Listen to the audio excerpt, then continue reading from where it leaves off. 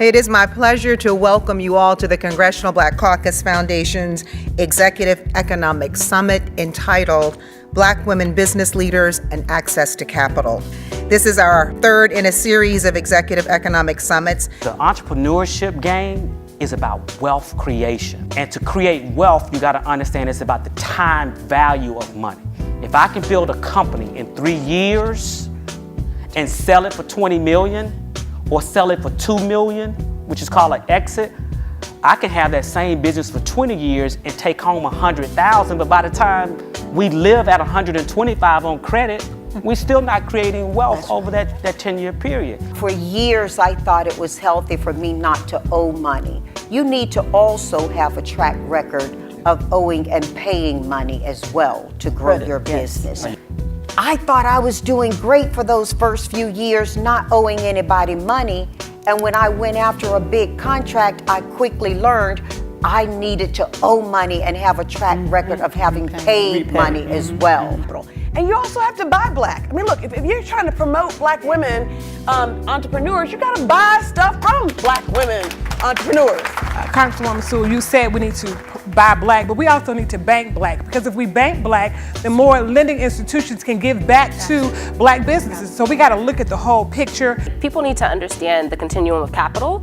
Everybody wants to go and pitch to a venture, to VC or private equity, and your business may not need that. So I think there's a lot of education that also needs to be had around the different types of capital, and then also for your business, what is the best type of capital? Because you may not want to give up equity or not have the assets to leverage against a traditional loan. So you don't go out here, some of us, well, this system is not our system. That's what I hear on the street. Well, this system is our system. It's more our system than anybody else's.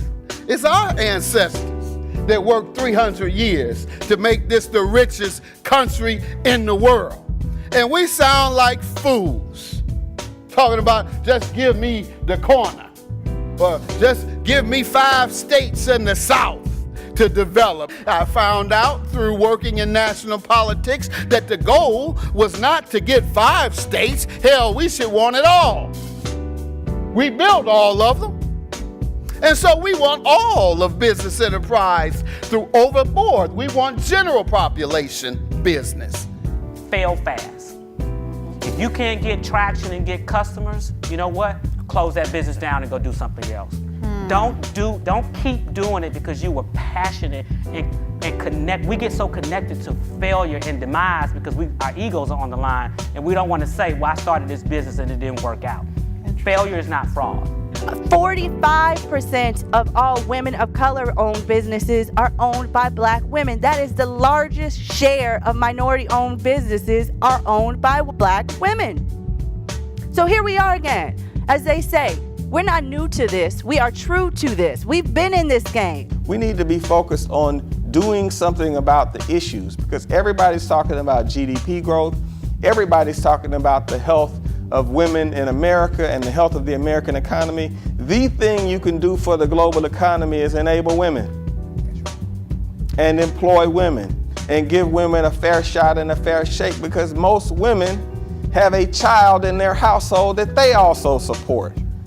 And so this is in our political interest to get out here and do it. We're quick to incentivize our large corporations when they're doing business in certain areas, but we need to provide incentives to large African-American owned businesses. We need to provide incentives at every level so that it becomes meaningful for a business to work with another business. And when young people come to me and talk to me about how can I be down, my advice is always, the barriers to entry are so low now. You can, a friend of mine made a movie with an iPhone, a beautiful movie called 9 Rides with an iPhone. It is beautiful. Like when I was making movies almost 20 years ago, we had to make movies on film. So if there's anyone in this room or anyone in your age group, start using those as tools, because we're looking.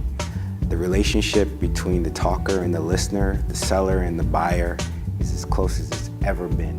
Nobody has to put you on. No filter. Yeah, you don't need anybody to transgress whatever you're trying to get done. You can create your own voice and amplify it yourself. And so that just goes across the board for me, for everybody in this room, for anybody in any medium of sale. So let me leave you with what the real access to capital is.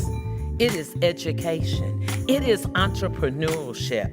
But more importantly than all of that, it is remembering where you came from.